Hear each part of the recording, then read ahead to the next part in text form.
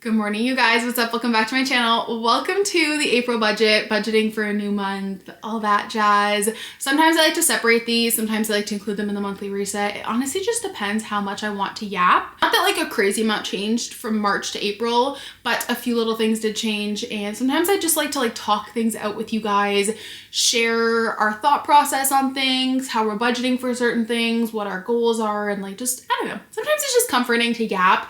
I think that sharing personal finance content builds such a strong sense of community with like-minded people who also budget, even though everyone budgets a little bit differently and has different budgeting styles and approaches. I feel like there's just such a fun sense of community and also just accountability. It keeps me accountable to budget. And if you hear the ice clanging around, I'm having a nice coffee in a normal mug because why not, honestly. So anyways, I have a bunch of notes written down. Honestly, we should just jump right into it. If you're new here, or you want a super deep dive into my business expenses, how that works, because I just can't be a broken record and say it in every single video, but there is of course always new people here. I'll link down below my January budget, and that went a insane deep dive into being an incorporation, sole proprietor versus incorporation, how it works, why people online do things differently, and all that stuff. So if you guys are interested in the business side, basically if it's not accounted for in my personal budget, it's coming from the business, I'll link that video down below. I just don't want to be a broken record in every video and say the same thing over and over again, but you almost have to, because then, things get taken out of context. And like I said, there's always new people here, but I'll link that video down below for you guys. To start off, my 2025 kind of financial mantra, if you will, is to save with intention and spend with joy. And I just think it's a great way to explain the year, right? I really want to be intentional with my saving, but I also want to spend joyfully and spend on things that make us happy. And honestly, we are in a really big season of fixing up our home, but it makes me so happy, which probably sounds so lame to people. I don't find happiness or value right now in buying clothes, or I love thrifting and things like that, but I love turning this house into a home, and that is just definitely where my financial focus is in terms of spending and variable spending, and I'm just having so much fun with it. I love documenting it for you guys, and when I'm making the budget, I would rather put more money into our home than buying things for myself in this season of life, because the house just makes me so happy, and it really feels like my sanctuary as an introverted homebody who spends just so much time at home. That's kind of our main financial focus right now. If you guys are new here, my husband and I bought our first house during the pandemic. I do think a big word that needs to be included is luck. We just, at the time, I didn't feel lucky trying to buy a house during the pandemic, but we obviously have a COVID interest rate of 1.8%. We're up for renewal next year.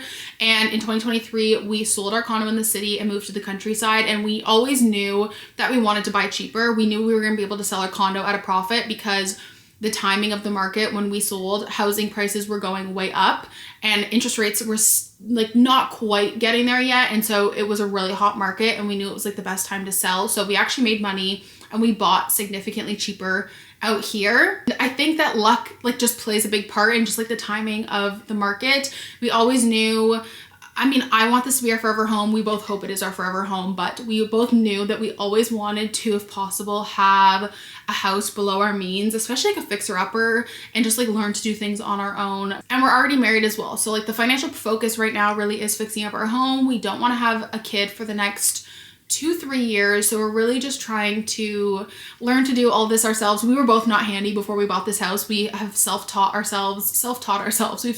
We're self-taught with most things. My husband with tools, things like that. There are definitely still things that we contract out to. We just had our dining room door removed, but for the most part, we love learning to do things on our own. And I really, there's obviously things that maybe you shouldn't try, but I really think there's so much that you're able to do. And I think for me especially, and maybe someone can resonate with this, is that I tell myself I can't do things when I really can. I grouted our kitchen tile this weekend. I never would have thought I'd be able to do that. And it sounds silly and small, but it was kind of intimidating. And now that I did it, I was wow, that was way easier than I thought.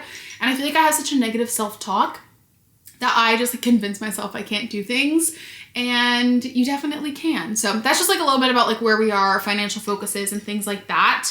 In terms of my budgeting style, I would say I've tried so many things over the years, and you really have to trial and error in order to find what works for you. But I would say I follow a pay myself first model, but also budgeting like every dollar. I always like to have a buffer in my account just because I have variable income. So I always keep like a specific buffer, but I try to designate every dollar from that month's income a purpose, which you guys will see in the budget. So I always like to carry over about $1,400 to $1,500, and then I will allocate everything from the April income to a purpose, and then carry over hopefully $1,400 to $1,500 into May, June, etc. One thing is I don't track cash purchases under $40. I feel like we're always selling things on Facebook Marketplace or things like that, getting cash. And so I don't really track anything under $40 just because it's never entering my bank account. So if I go to the flea market and I buy an $8 sticker pack, I'm not really tracking that in the budget if I pay for cash, or if I, go to the thrift store and I spend $5 cash. I personally just don't track cash purchases if they're under $40, $30 is like my minimum. If I'm spending $200 cash, like our dining room table, we paid $100 cash for that and I had to take it out of my account, then I tracked that. But I don't track smaller cash purchases. I feel like my overarching theme of budgeting is intention. And what I mean by that is, to me, budgeting should not be rigid and have rigid rules. You should have discipline with it, but I think it should be flexible. I will set spending limits for categories that you guys see, but I also allow myself the flexibility to shift money when it happens. And I think that a budget should be adaptable to you.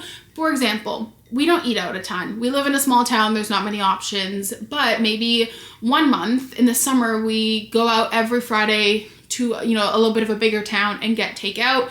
That to me is okay because it's kind of like one of those one-off months. I think if it's a category you tend to overspend in frequently, you definitely have to hold yourself accountable and be disciplined. But if it's something that's just like a once in a while thing, I think it's okay. For us, like sometimes we'll have our contractor be like, hey, I can actually squeeze this project in a month earlier. Like, does that work with you guys, like financially? And we'll move things around. Like, I'm definitely very flexible. If we go over $40, $50 in our grocery budget 1 month, that's okay to me. If I spend more gas 1 month and, last month I didn't buy any gas. I primarily work from home. This month, if I decide I want to go on a bunch of day trips by myself or do fun things in the city and my gas bill is twice the amount it normally is, I try to have flexibility as long as I'm being intentional about it. So that's kind of the theme. I set spending limits, but I do feel like I let myself have that flexibility to move things around if needed. As long as I hit my savings and investing goals, I'm kind of okay with how the rest of the money is spent, as long as those goals are met. In terms of going into a new month, I always try to brain dump my month out and then go through my Google Calendar and see what's coming up. That way I can prepare myself in the budget. I always ask myself what events are coming up? Are we traveling? Any holidays, any birthdays? It's Easter this month. And then it's also my dad's birthday. So I know that I'm gonna probably go get him a card, and I think I'll probably get him a Home Depot gift card. I'm also huge about sinking funds. So we do have a gift sinking fund that we can pull from. What projects are we going into the month doing? So I know that today, technically it is March 31st or March 30th. I don't know how many days are in March. Tomorrow's April 1st. I know that we're getting our dining room door removed. So I know that that's $400. I need to account for in the home budget, pull from the sinking fund. I know that we are hosting Easter with my family, so our grocery budget might need to be a little bit higher. And we aren't probably going to do it this month. If we do, however, I'll probably just end up pulling from my emergency fund. But we need to get a patio door removed and fixed because the frame is rotted and we have a really big draft coming in.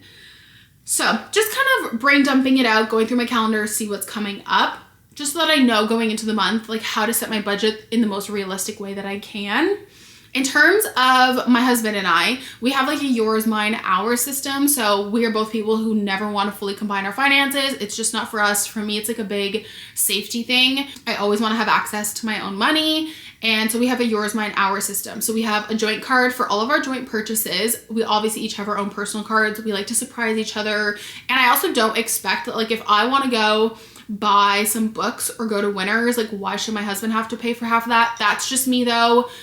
I am not against anyone who fully combines their finances by any means, but I just like having a sense of independence and being able to do what I want with my part of the money.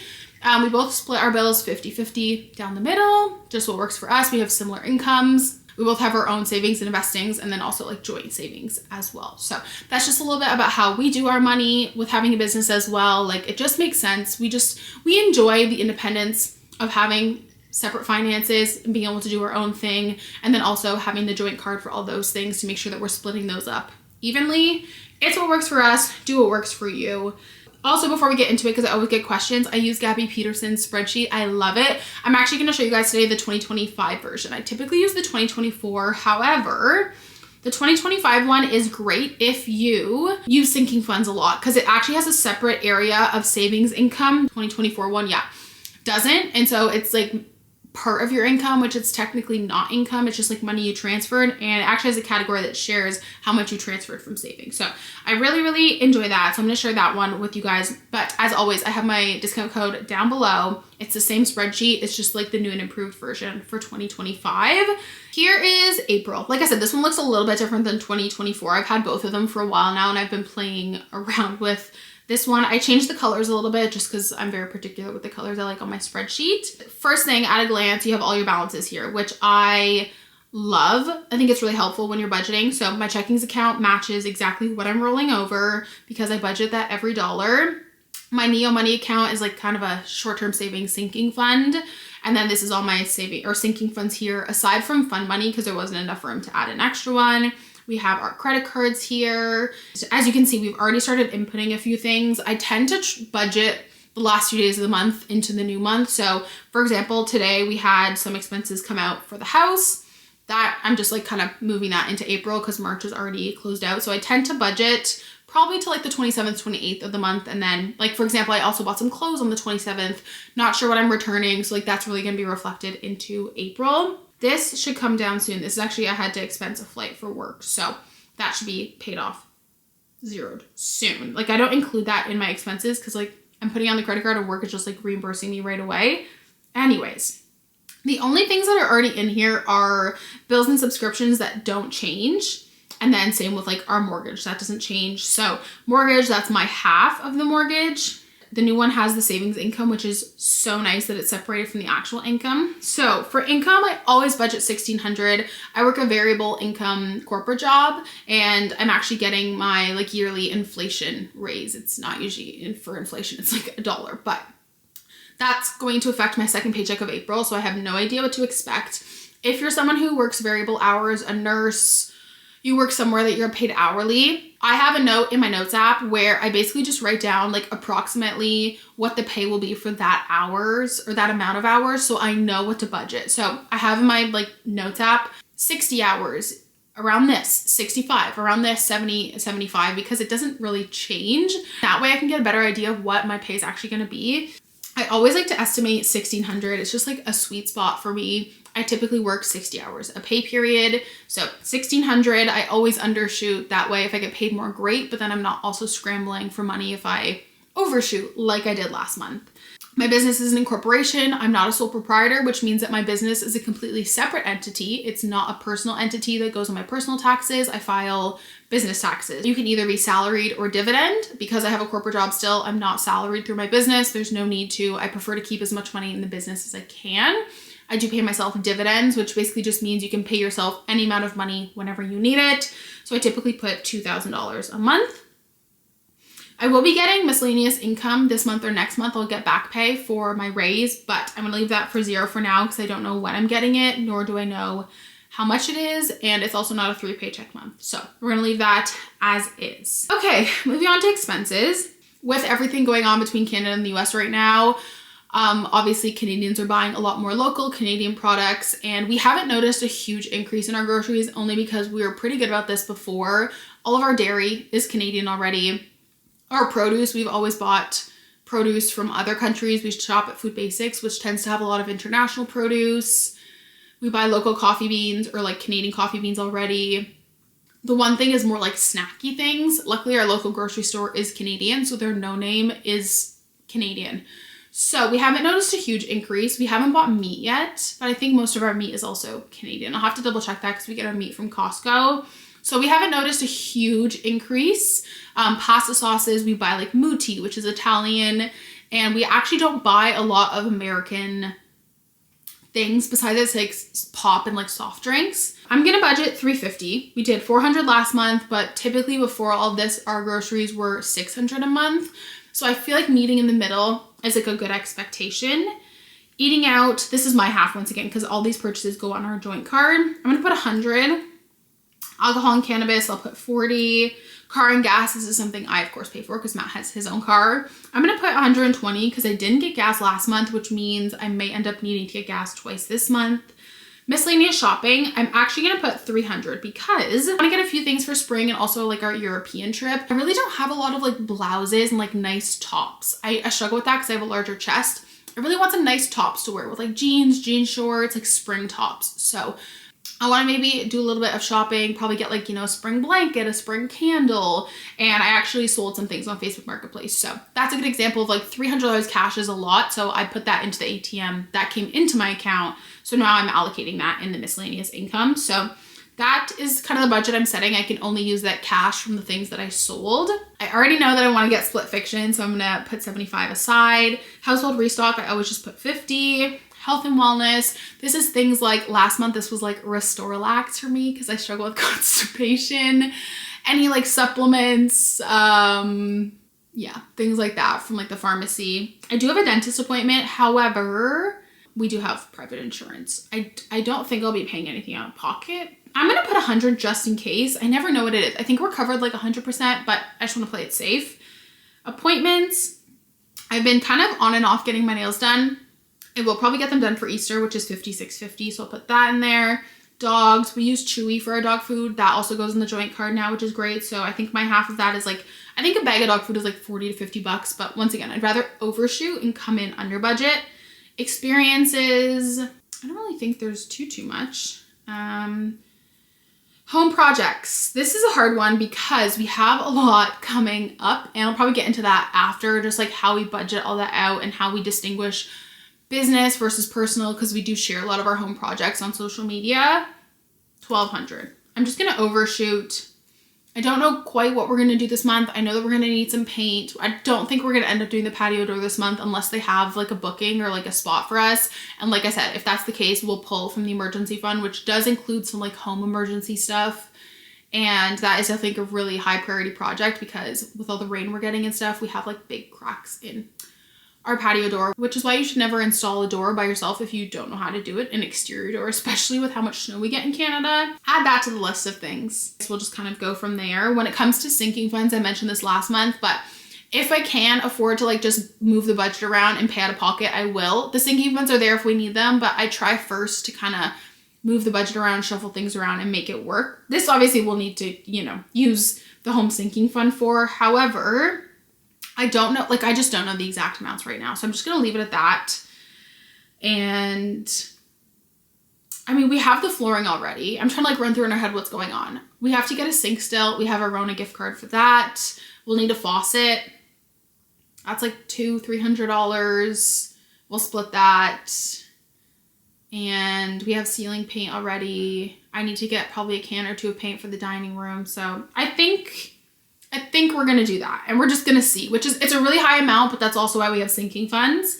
Travel, I'm gonna put 0. I don't have anything until my work trip next month, and then treating others, we'll do 300. It's my dad's birthday, like I said, and I'm gonna want to, I'm actually gonna put 1,200 here. I like to fill the sinking fund right away so it balances out. Gifts and holidays, we'll do 250. And that's just like little things for like Easter baskets, things like that for the girls, and then also for Matt. So that is the expenses. Our bills and subscriptions are all the same. I need to go in and add the halves of these. Like our F1 TV is $12.99, but it goes in the joint card, so we split that. I need to go through and just add in what all these little expenses are gonna be. They come out to be around 20. Actually, you know, I'm just gonna honestly in the Netflix put $20 as my half, and then I'll just fill all these after. But I know that my half is like around $19, $20. So I'm just gonna do that so it kind of is filled out properly. Debts, that's good. Mortgage, car payment. I don't use the credit card category because I put all of my expenses on credit cards, so I don't like double track that, but it's there if you want to. Like if you put all your expenses on debit and then you use your credit, like you're paying off your credit card, you can put that there. Okay, so at this point, after all the bills are paid, I like to just see what we're working with here. So as you guys can see, we're at $35.86. I like to end the month around $1,400, $1,500. So we have around I can't do math, but investments, these are my auto investments. Because my pay is variable, I like to keep my auto investments on the lower side, and then whatever I have left, I'll put kind of like a bigger contribution in at the end of the month. So I'm gonna do $250 actually for now, and then we can move that up after if we need to. My emergency fund is fully funded, so we don't have to worry about contributing to that. I do want to put, what was my travel sinking fund at? My travel sinking fund, I'm going to do 400. It's at 600 right now. I'd like it to be around 1,000. We are going on our honeymoon in June. However, we did a honeymoon fund for our wedding reception. So our honeymoon's actually fully covered. But with the euro and the pound and how bad it is right now, we are just like, we're going to probably have to pay a little bit out of pocket. So I would like to get my travel fund to at least $1,000 this month. I think that's reasonable. I'd like to put another 500 in there. I feel like I'm just constantly putting money in there, taking it out, especially with this patio door coming up. Car maintenance, this is actually new. I have to get winter tires, and this is a great example of like sinking fund. So instead of being like, oh crap, I need $1,000 in November, I'm just putting aside money slowly so that come November, December, I have the money for the car tire. Can I talk? I need to drink that coffee. For the tires. So I'm doing $150 a month, which will get me to my full amount by November, December. Gifts and holidays. I definitely will probably need to put money into that because we're taking some money out this month, but we can reassess that after. Pet sinking fund, we're good there for now. And fun money. Let's do, what are we at right now? Let's see. We're at 2,000. So we have an extra, like I'd say 500 to work with. I want to see if it's possible. I might honestly need to put $1,000 aside for the house. Yeah, with just like that patio door and stuff. Let's do that actually. Okay, I'm gonna do 1,000 in the home sinking fund. And once again, this is very flexible. It's not supposed to be rigid. So if we need to move around savings accounts and saving amounts, we can. But that leaves me at a good point. So if everything goes according to plan, I am comfortable ending the month off with just like technically $100 more than I started the month. But if we really want to be particular, we can put $100 in the fun money, and then we're like back at $1,400. So that's kind of how I do it. I think everyone's going to do it a little bit differently. I'm hoping that these paychecks are a bit higher because I am working more towards full-time hours in April, and then I also have that raise. So I'm hoping that means we can put more money into investments, but right now the priority is like trying to balance investing, but also the house. If I can avoid paying for the patio door out of the emergency fund, that would be great. If I can't, like it's fine. Like technically we would consider this like more of like a house emergency because the weather, everything's getting into the house and it really needs to be done. I also am a very visual person. I like to highlight things. So typically I'll actually go like this and I'll highlight where things are coming from just so that I know at a glance. So I know that like home projects is being paid for out of the home sinking fund. And then I know that our gifts are being paid for out of here. So that's just a little thing that I do because I'm a very visual person. I'll highlight that in orange. And then everything that's coming from that, which is usually most of my savings contributions, I will highlight in orange. That way when I get paid, when that money hits my account from my business, I can immediately know where that money is going instead of being like, oh wow, I have like $2,000 to spend. I don't really need to save money. It really, really helps, especially if you're someone like me who's impulsive with their money. So I'll go through and say like, okay, where do I want this $2,000 to go? And fun money. That I think brings me to 2,000 if I can count. So that way I know that when this hits my account, like the 22nd, 23rd of the month, I immediately know where everything is going. And that way I'm not like, oh, I have all this money to spend. That's great. So if you're visual, I highly recommend doing this, especially if you have multiple income streams or income sources and different monies going to different things. I did this before too when I had a full-time job and a part-time job because my part-time job was really paying for like travel and savings and things like that. So I would always designate where that part-time income is going. That way when I got it, it wasn't a question of like, okay, maybe I should spend a little bit on myself and then maybe I should put a little bit into savings. I knew exactly where everything was going and it reduces that risk of that like impulsive spending for me at least. Now that April is set up, I thought it could be kind of fun to talk about our home projects and how we budget for those because I do get that question a lot. Some of the first few steps when you're budgeting for, it doesn't even need to be a fixer-upper, but maybe you just bought your first house and you want to like modernize a few things or paint a few spaces or have a few room makeovers. I feel like there's a few questions I always ask myself. So one is our current savings versus renovation needs and determining whether you can cash flow certain projects or if you need to save first. And so what I mean by cash flow is, let's say you really want to paint your bedroom. Do you have a can of paint here is like do you have $60 in your budget that you can just go out and buy that and paint your bedroom? Or is it something that you need to save for, like a patio door that's maybe going to cost us $2,000-$3,000 that we can't really cash flow that right now? So that's always the first thing I ask is like, what projects can we cash flow and which projects do we need to save for? Since we have a lower mortgage payment and we knew we wanted to buy a fixer-upper that was a lower cost home, like we moved now, we're out of the city, our house in the city would probably cost us $800,000-$900,000, and transparently our mortgage is around $370,000 Canadian.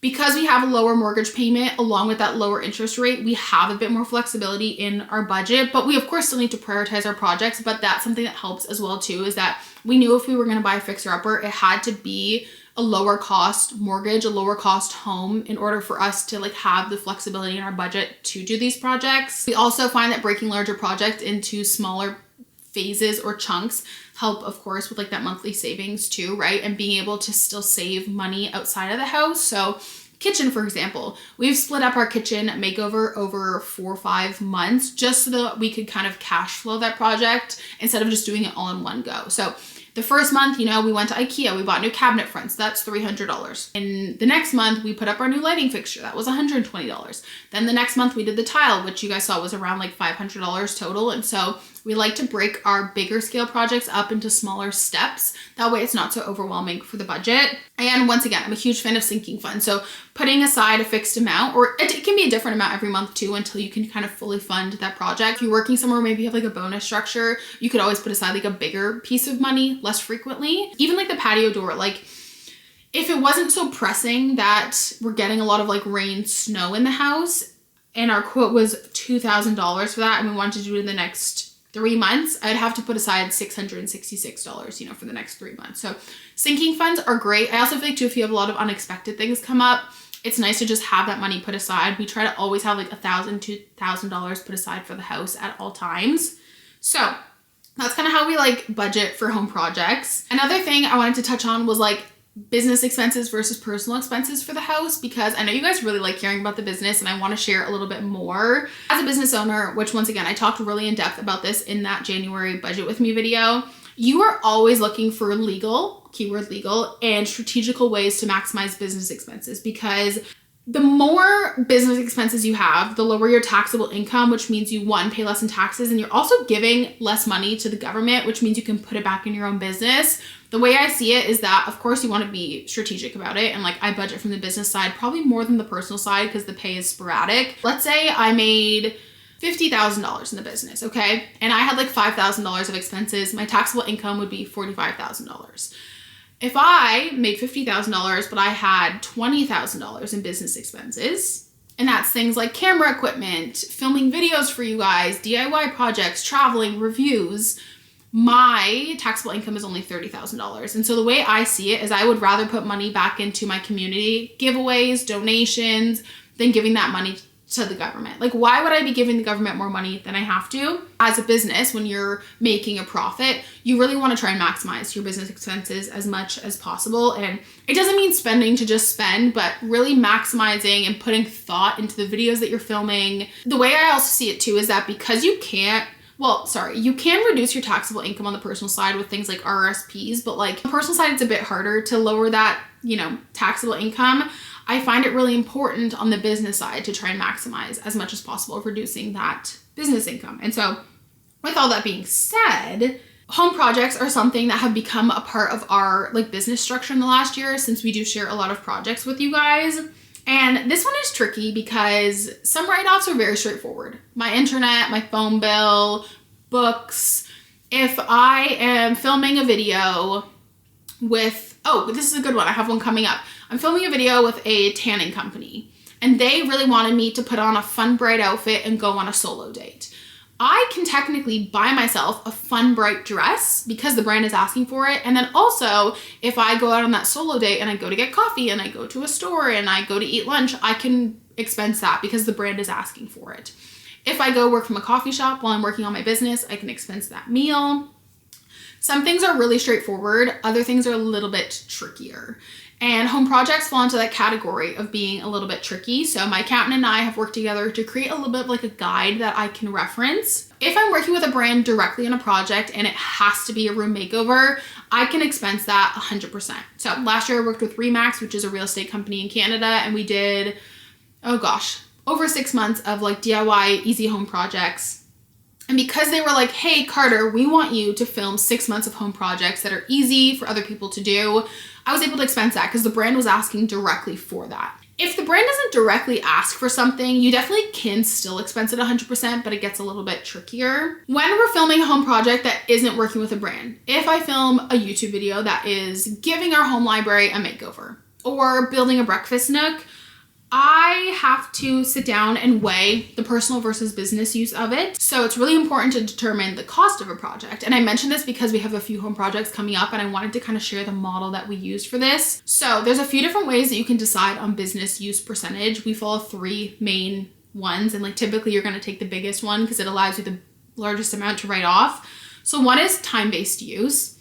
And that means if a space outside of your office, so you are allowed to have an office. My office upstairs is like my office for social media. If you use a space, 50% for business, 50% for personal, you can write off 50% of that cost. The home library is a great example.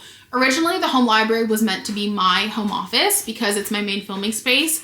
However, it has become our personal living room. So now this room is split 50-50. So 50% of any cost that goes into here, I can write off. It's my main filming space, but 50% of it is personal. So if we give this room a makeover, we could write off 50% of it. The content-based, which is kind of similar to the time-based use. So if you film, which is hard because technically if you film 100% of the makeover and it directly contributes to business income, you should be able to write off 100%. And when it comes to home projects, we typically go the 50% route unless it's with a brand. So for any project that we do in film, it's 50% personal, 50% business. And then what that means is we put everything on one credit card. Okay, for example, the breakfast nook. When we do the breakfast nook, we're gonna put everything on one credit card. And let's say the breakfast nook costs us $1,000. I'm going to transfer 50% of the cost from my business account to the personal account. So $500, and then the extra $500 left gets split up between Matt and I. I always try to keep my business expenses clean in case I get audited. It's really hard to do it the other way around and bring personal money into your business account, but you can bring business money into your personal account and expense it. So I don't know if anyone finds that really interesting. I do. And I know that in previous videos, you guys have really enjoyed me talking about that. So that's kind of just like how home projects work, just because we have a lot coming up. Strategizing with my accountant and expensing these things, I am at the end of the day able to share more content with you guys. And that's always the goal. And technically, if you're making money off of anything, you can write it off. Like I said, I play it really safe, but let's say I went and filmed a spring shopping at HomeSense video, spring shopping at Target for the Americans. They can technically expense that whole thing that they filmed a TikTok for because they're making money off of that content. I try to play it really, really safe, but I want to film like a coffee bar styling video. I technically could, if I was going to film a video on that for any platform and make money off of it, I could go buy all that stuff and expense it and then film the video. I'm not, because it's kind of for my personal use too. Like, you can get really intense about it, and there's nothing wrong with that. I just like to play it really safe because I am terrified of the government. Travel's another good example. Our cruise, we expensed our entire cruise because we filmed it for you guys. We reviewed it for you guys. The kitchen, that's a good example of something we didn't expense just because I wasn't creating a lot of content on it. If my also kind of rule of thumb is that if I'm brainstorming with Matt and saying like, I want to film a video about this, that's kind of when I lean more towards business. The kitchen, we didn't film a video for it. We're not really sharing much content about it other than like here and there in the vlogs. But the breakfast nook, we were both like, let's film a YouTube video on this. That would be so fun. That's more of a business side. The kitchen, that all went through our personal accounts because we weren't really sharing much content from that. So, but yeah, it can get a little tricky, especially when it comes to things that you're like not too sure of. So I always, if I'm unsure, I follow the 50-50 rule of thumb. Same with thrifting. Like technically I could write off all of my thrift trips, but because some of it's for personal use, I just write off 50% to be safe. My typical rule of thumb is if I'm unsure, I'll just do 50%, which means paying for it from my personal account and then transferring the 50% from my business to my personal account. So that's a little bit about how that works in case you guys are curious. The only other thing I wanted to touch on was credit cards and how I go about that. So I think I mentioned this when we did the budget. Pay off my credit cards on payday, so every second Friday, and then like towards the end of the month, depending when payday falls. So like payday in March, the second payday fell on the 21st, but like that's a really big 21st or the 30th or 31st is like a big amount to carry over into April. So then I paid it off a third time on like the 28th or 29th. Anything I'm unsure about that I purchased near the end of the month, like I said, I got a few clothing purchases. I'll carry that over into April, and then I'll just like deduct the returns. I get asked about that too, like returns on my credit cards. And I typically just wait until a return has been processed. I don't have like a return line item in my budget. A good example of this, I got $150 worth of clothes from Ardennes, and I kept $50 of it. So instead of putting $150 in my line item for my credit card and then a return of $100, I just wait for the return to be processed, and then I'll just put $50 because that's what I ended up keeping. There's no right or wrong way to do it. I feel like you can go the return line item route as well, but I do get asked that a lot in videos, and I think it just comes down to personal preference. I'm trying to think if there was anything else with credit cards that I got asked. It was mostly, yeah, returns, and then like how often we pay them off. We don't like pay them off according to like the billing cycle or the statement or anything like that. We just like pay them off every payday. And then the joint card, we're still trying to figure that out. Last month we just paid it off at the end of March. I think that's what a lot of people do for their joint card, is they just pay it off in like one go. So we might go about that route as well. We might do the payday. I'm not too sure. I think the end of the month route works best, especially months like this where we have a lot of returns to make at places like Home Depot. Like we just kind of wanted to wait it out. That's kind of the credit cards. That's a little bit about everything. That's kind of what's going on right now. I will make sure to link the spreadsheet that I used down below, my discount code as well. I hope you guys enjoyed. I love you guys so much, and I'll talk to you in the next one. Bye.